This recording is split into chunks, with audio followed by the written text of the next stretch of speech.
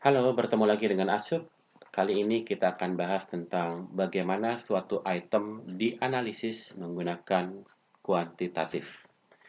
Ada tiga yang akan kita bahas, yaitu item difficulty, item discrimination, dan distractor, di mana di bagian akhir nanti akan dibuatkan menjadi analisis item yang bersifat integratif. Ini serinya akan panjang, di mana tujuan utama kita adalah membuat tabel analisis item integratif. Untuk itu, ini akan dibuatkan dalam bentuk tabel. Ini nanti saya akan eh, sampaikan file ini di komen di bawah. Kemudian ada yang typical performance test. Ini tabelnya. Apa itu POE, T, dan seterusnya nanti kita akan bahas. Kemudian untuk yang optimum, ini juga ada sejumlah isian yang akan kita isikan nanti angkanya. Nah, angka ini diisikan dari mana? Ini adalah raw datanya. Untuk yang tipikal ada 10 item. Untuk yang optimum ada 30 item dengan kunci jawabannya apa saja. Untuk kunci jawaban pada tes yang tipikal adalah reverse scoring atau unfavorable items dan yang favorable item yang tidak perlu di reverse. Oke, sekali lagi tujuan utamanya adalah kita memasukkan hasil pengolahan data kuantitatif ke dalam tabel analisis item integratif. Kita bahas dari yang pertama yaitu item difficulty, kesulitan atau kesukaran item.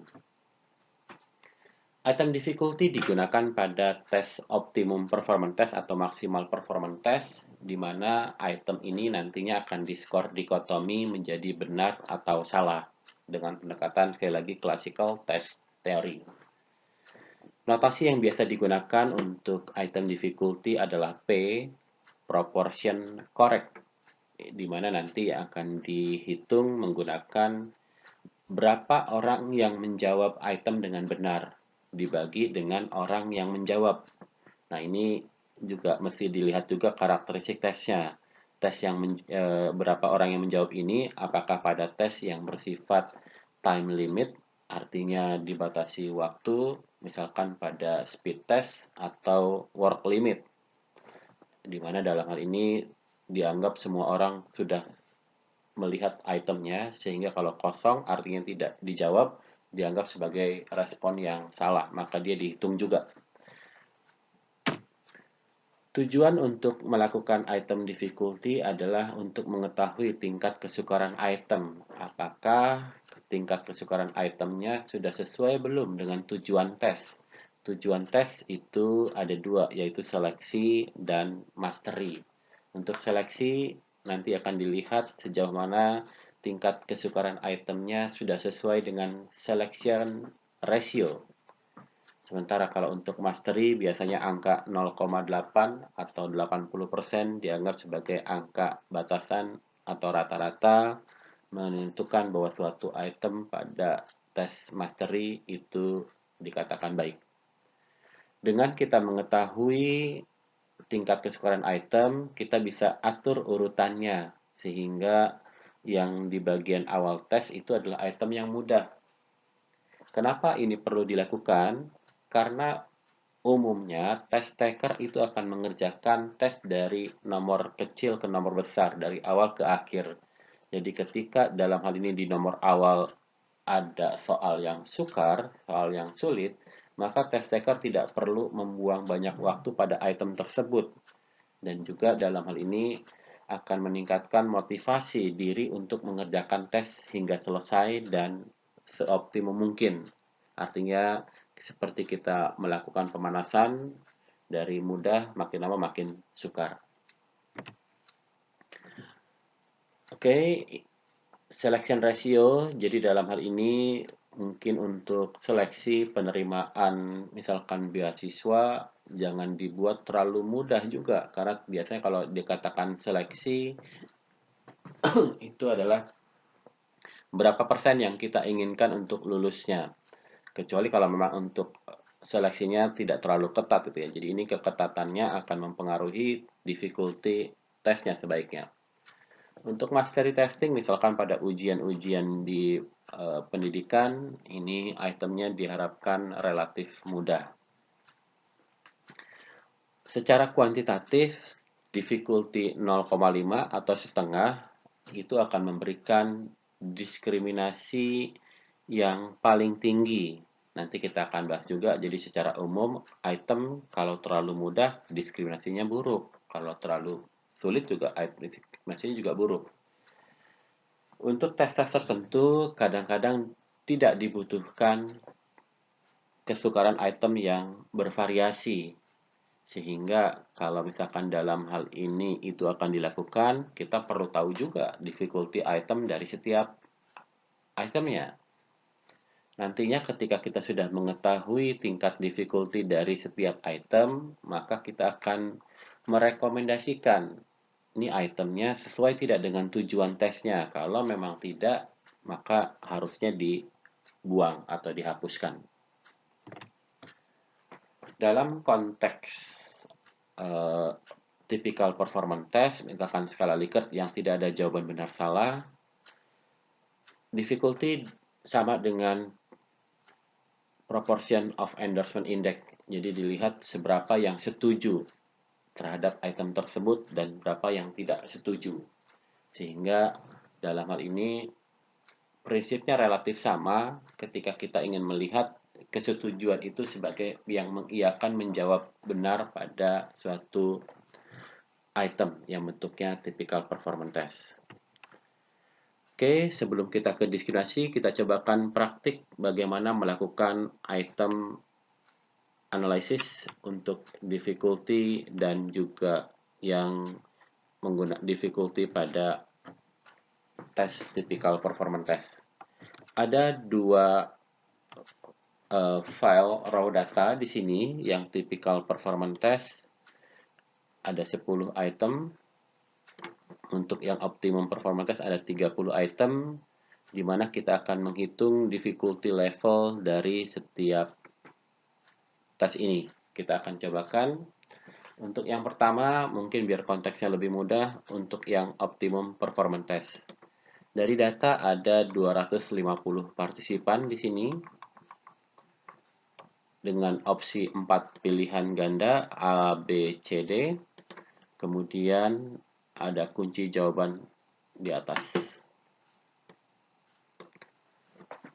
Yang akan kita lakukan adalah dalam hal ini melakukan scoring. Scoring itu adalah mengubah nilai respon partisipan menjadi kategori tertentu. Untuk yang optimum kategorinya benar salah, untuk yang raw data setuju tidak setuju. Untuk yang typical performance test dalam hal ini skalanya dari 1 sampai 6. Nanti kita akan mengkonversi bahwa yang nilainya 4, 5, 6 sebagai yang menyetujui kita anggap sebagai yang benar. Kita akan coding 1. Oke, kita akan lakukan satu persatu. Software yang akan digunakan bisa apa saja, tetapi mungkin lebih familiar kita akan menggunakan program SPSS. Oke, kita akan memindahkan data ini ke dalam SPSS. Boleh dari nomor partisipan tidak masalah. Kita blok copy.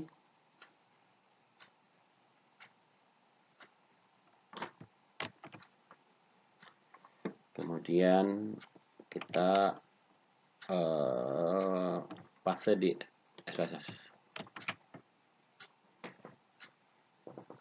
Oke, nomor partisipan item 1 sampai item 30. Kalau dilihat di variable view ini nggak nyaman, kita ubah saja dulu. Partisipan numerik desimalnya 0. Kemudian saya siapkan sheet bengkel kerja. Jadi dalam hal ini kalau kita sering menggunakan SPSS, mungkin akan banyak terbantu ketika kita optimalkan fungsi dari Excel. Misalkan dalam hal ini saya akan membuat nama itemnya, item 1 sampai item 30 menggunakan Excel. Di pojok kanan bawah tinggal di drag sampai kita butuh 30 item. Ctrl C copy, kemudian Ctrl V paste. Oke, dah 1 sampai 30. Berikutnya yang akan dilakukan adalah kita akan melakukan reverse coding. Untuk melakukan coding, coding adalah memberikan penilaian scoring terhadap jawaban dari test taker menjadi benar atau salah menjadi 1-0 dengan aturan menggunakan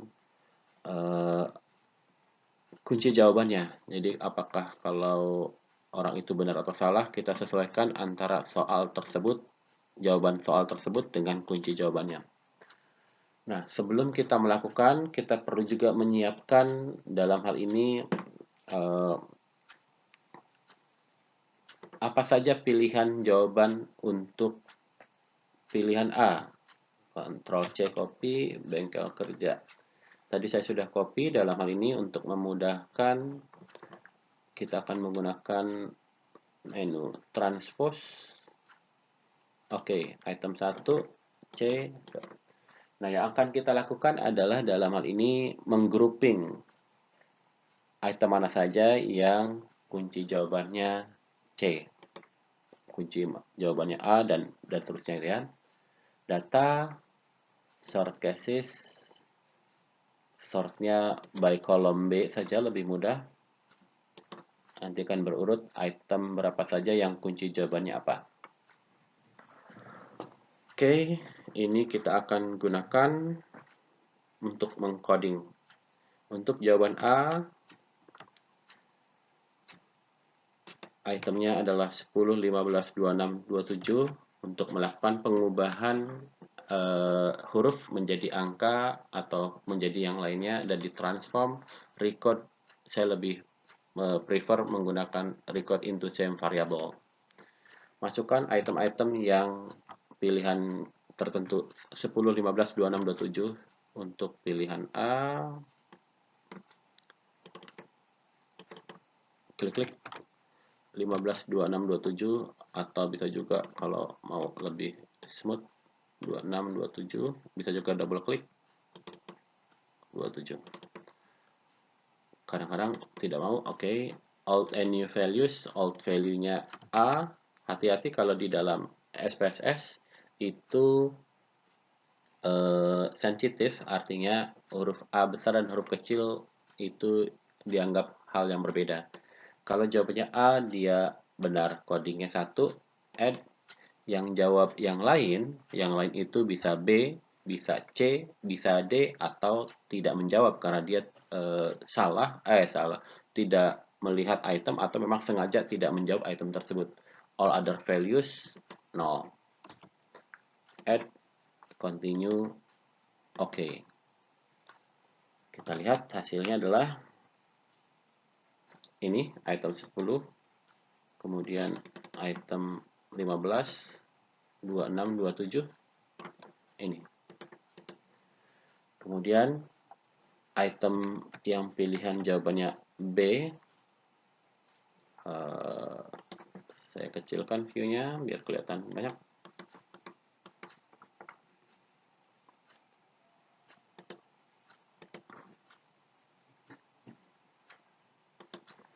Ya, yang pilihan jawabannya adalah dalam hal ini kayaknya kurang.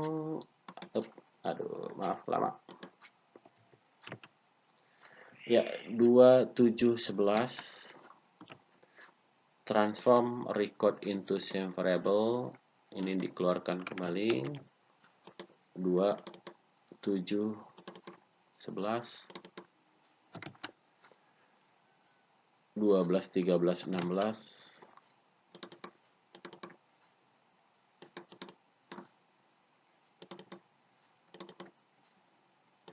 Kadang nggak mau. 12, 13, 16, betul. 12, 13, 16, 17, 18, 21, 17,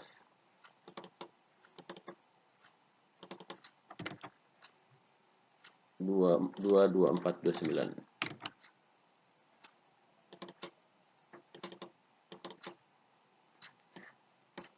Agak lama ya, tapi nggak apa-apa sambil belajar. Old and new values.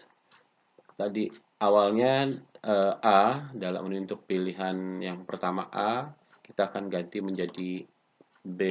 Jangan lupa huruf besar, huruf kecil, sensitif. Lalu change, jangan lupa, jangan di add, karena nanti kalau di add hanya berubah. Kemudian continue, oke.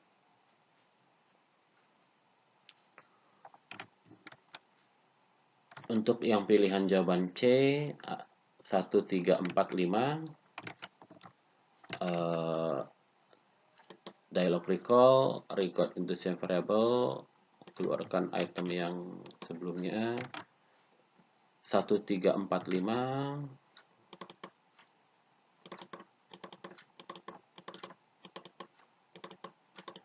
aduh nggak mau ya, oke, 3, 4, 5, 19, 25.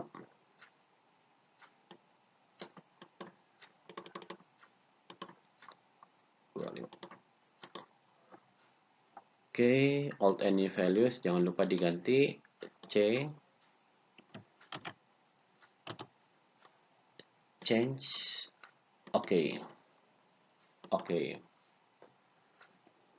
Ini catatannya, sintaksnya.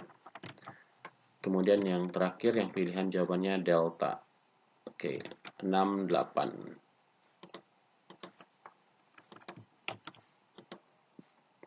6 bisa juga di drag 8, 9, 14, 20, 9, 14, 20. Oh ya, ada baiknya kalau kita sering menggunakan SPSS, gunakanlah mouse yang ada scrollnya, lebih memudahkan. 23, 28, 30, 23, 28, 30. Ya, cek all and new values delta. Change, oke. Kita cek apakah seluruh item sudah coding 10. Oke, sudah. Kita lihat di sini responnya benar salah, banyak nolnya juga ya. Ada juga yang banyak satunya nih. Jadi kalau gitu kita mengatakan juga apakah item nomor 5 ini item yang mudah, nanti kita lihat. Karena banyak yang betul secara visual. Ini banyak yang salah di sini yang terlihat. Oke, berikutnya yang akan kita lakukan adalah mencari tingkat kesukaran itemnya. Ada berapa proporsi orang yang menjawab benar? Kita cobakan item satu dulu gitu ya. Ada berapa proporsi atau persentase orang yang menjawab benar? Bisa menggunakan analyze, descriptive statistic, frequencies, masukkan item 1. Kita butuh ini, display frequency table, klik OK. Angkanya yang digunakan adalah yang valid persen, bukan yang frekuensi ya, karena dalam hal ini kita item difficulty adalah persentase orang yang menjawab benar atau proporsinya. Kalau kita menggunakan difficulty, maka gunakan yang proporsi, yaitu 0,768.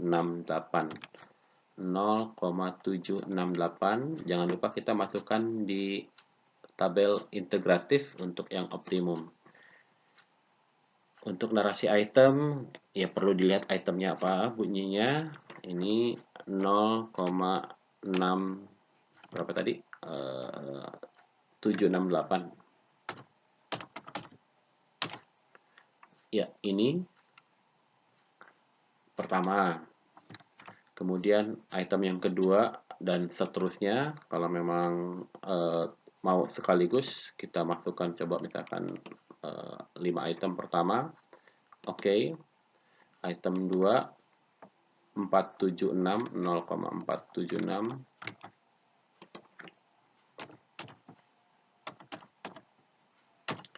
Kemudian item 3 0,528. 0,528. Kemudian item 3 saya salah, 476. Oke, no, item 4 adalah 564. 0,564. Item 5 adalah 80%, 0,8. Wah, kok nggak mau ya? Untuk lebih seragam, kalau memang bulat, kita buatkan desimalnya seragam. Misalkan kita buat ini di klik kanan, format cell, number, lalu desimalnya mau 2 atau 3. Kita buat 3 aja.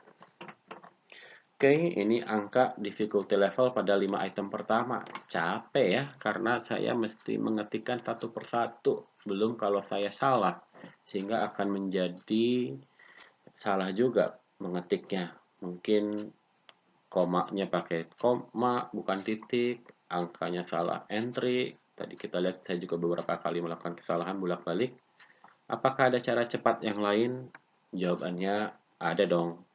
Kita akan menggunakan dalam hal ini perspektif lain dari difficulty. Pada dasarnya difficulty level adalah rata-rata dari setiap item itu nilainya berapa. Kok rata-rata?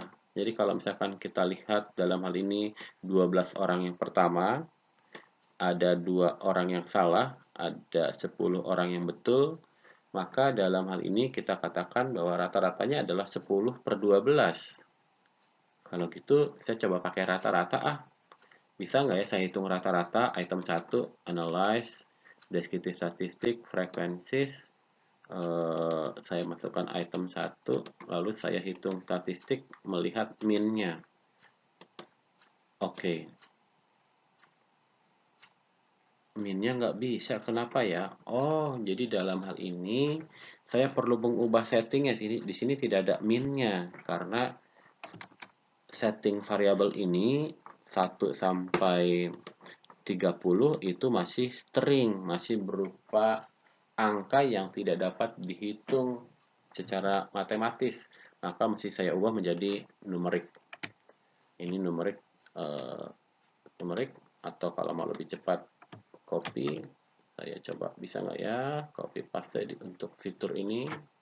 Oh, ternyata bisa. Kemudian jangan lupa skalanya jadi scale. Oke, saya ulangi lagi untuk rata-rata item 1. Wah, sudah ada nih min-nya 0,77. 0,77. Ah, ternyata sama ya. Ini cuma pembulatan. Ini 3 angka di belakang desimal itu tidak menggunakan 2. Nah, sekarang saya coba item 6. Frekuensis item 6 dan item 7D2. Oke. Item 6 0,66. Item 6 0,66 2 digit ya. Kemudian yang item 7 0,16. 0,16 2 digit juga ya tampilannya. Yang awal kan 2 digit, ini 3 digit. Lalu apakah ada solusi untuk desimalnya 3, kemudian saya tidak memindahkan satu persatu? Jawabannya ada dong. Kita akan cobakan sekaligus. Analyze, descriptive statistic, frequencies. Keluarkan itemnya. Ini dari item 1 sampai item 30. Ini tidak perlu aja deh, atau perlu terserah, tapi yang jelas ini akan membuat outputnya menjadi panjang. Statistik, min-nya sudah, continue, oke. Nah, ini adalah angka min-nya untuk semua item berurut dari 1 sampai 30. Apakah saya memindahkan satu persatu? Tidak, kita akan memindahkannya ke dalam Excel. Jadi klik kanan, copy special, jadikan sebagai Excel. Oke. Lalu pakai bengkel kerja kita nih. Bengkel kerja kita ada di sini. Waduh, hang lagi. Kita tunggu sebentar. Mudah-mudahan tidak bermasalah bengkel kerja. Oke. Klik kanan, paste atau paste langsung saja. Oke, ini. Nah, ini horizontal. Sebetulnya kalau dilihat di sini angkanya cuma 2, apakah kita butuh lebih? Ya nggak apa-apa deh, 2 desimal. Ini horizontal, kita akan buatkan menjadi vertikal. Bagaimana caranya? Tinggal kita blok, kita copy, kita paste, terserah mau di mana, karena ini adalah bengkel kerja, bukan tempat yang sebenarnya. Klik kanan, ada transpose di sini. Transpose. Sudah, tadinya horizontal menjadi vertikal, Ctrl C copy, Alt Tab untuk pindah ke window yang lain. Untuk yang optimum, tinggal kita paste. Selesai. 30 item. Tidak ketik, tidak mengetik, cuma main di copy paste transpose. Oke, selesai. Untuk item difficulty, untuk tingkat kesukaran item, dalam ini kita bisa lihat berdasarkan berapa banyak orang yang menjawab benar atau salah dengan menggunakan proporsi. Oke, sekarang kita cobakan bagaimana tes yang typical performance test akan dicarikan proportion of endorsement-nya.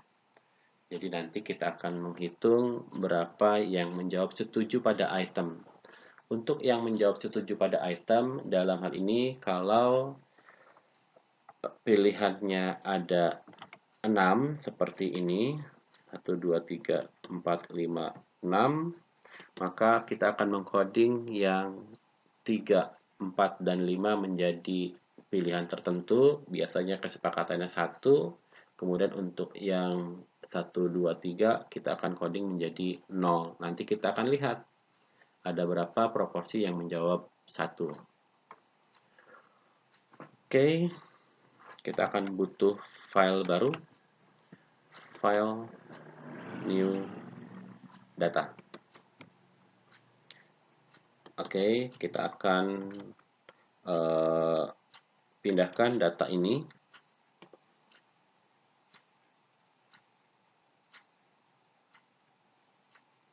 Ada 120 orang, 10 item, Ctrl C copy, Ctrl V, paste. Itemnya ini kalau mau diganti, sebaiknya diganti biar memudahkan kita. Pakai baris bantu Excel. Tadi bengkel kerjanya ini udah acak-acakan, kita buat lagi aja item 1 sampai item 10 kita butuhnya. Ya, Ctrl C copy, Alt Tab pindah, Ctrl V paste. Oke, selesai. Desimalnya kalau memang tidak merasa terganggu, silakan buat jadi 0 seperti ini, item 1. Kalau terganggu ya terserah. Cuma mungkin ya effort sedikit lah.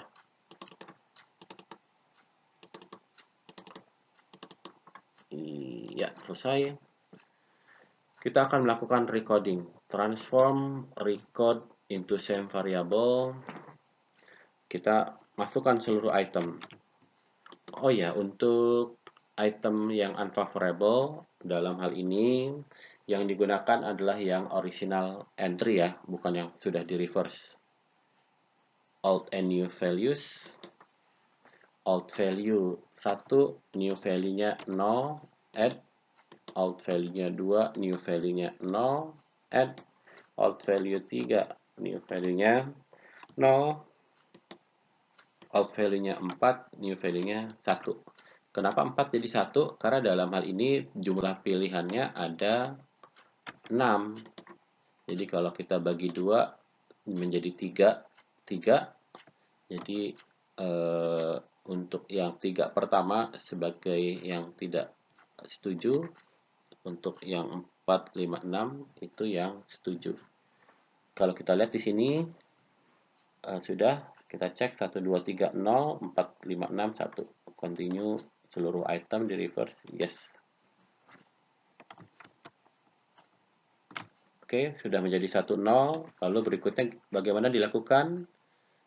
Sama seperti kita menghitung min, tinggal analyze, deskripsi statistik, frequencies, masukkan seluruh itemnya. Lalu ini tidak perlu. Kalau misalkan mau juga silakan. Kita coba checklist apa sih bedanya outputnya. Kita cari minnya. Oke. Ini tadi frekuensi distributable, jadi akan ada output baru. Minnya ada di atas. Ini tinggal kita copy lagi, copy spesial jadikan Excel. Kemudian kita pindahkan ke SPSS. Apa namanya? Excel. Kemudian ini kita blok, Ctrl C. Kalau mau langsung pindah ke sini, tipikal integratif, ini namanya POE, transpose, selesai. Oke, sampai bertemu lagi pada pengolahan data yang lain. Untuk item difficulty dan proportion of endorsement, caranya seperti yang barusan kita kerjakan.